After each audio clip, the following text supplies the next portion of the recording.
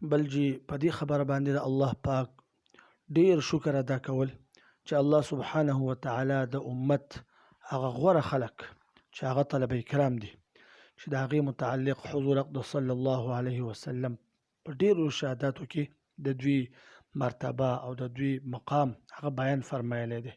خیرکم من تعلم القرآن وعلمه. بل ځکه حضور اقدس صلی الله علیه وسلم فرمای کنه چې د هغه خلق دی چې فرشتي دوی ته وزر غواړي. ان الملائکه لتضع اجنحتها رضا لطالب العلم. بشک فرشتي خپل وزر غواړي د طالب العلم د خوشحالۍ لپاره، د طالب د رضا کول لپاره. الله پاک ډیر ناراضه شي، خفه شي. فتسلم الملائکه لغضبه. فرشتي ډیر د اطاعت د فرمانبردارۍ اظهار کوي، لیکن د الله پاک غصه او د الله سبحانه وتعالی غضب هغه نه کمیږي. فاذا نظر الى حمله القرآن تملا رضا. دی وړو ته وګوري کوم چې ما او تا ته په کلاس کې مخې ته ناست دي او مونږ او تاسو الحمدلله الله پاک د دې ماشومانو د ابیارۍ د دوی د تربیت لپاره منتخب کړو. دغه ماشومانو ته چې الله سبحانه وتعالی وګوري تملا رضا، نو الله سبحانه وتعالی خوشحاله شي، راضي شي. دا دومره لوی خلک مونږ او تاسو ته ناست دی.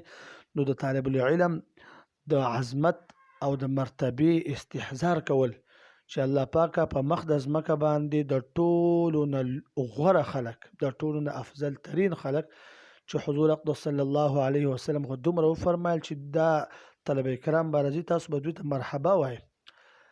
حضرت ابو درداء رضی الله تعالی عنه به مستقل د طالب العلم دپاره ودرېدو او دا به ورته فرمایل مرحبا بوصیة رسول الله.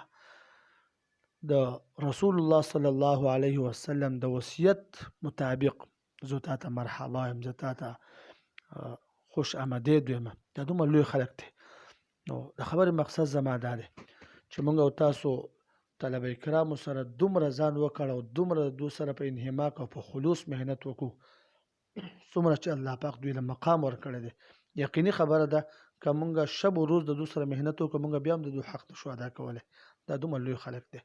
نو څومره چې موږ او تاسو کوو انشاءالله په ښه طریقه باندې موږ او تاسو طلبه کرامو سره انشاءالله د محنت کولو کوشش وکړو.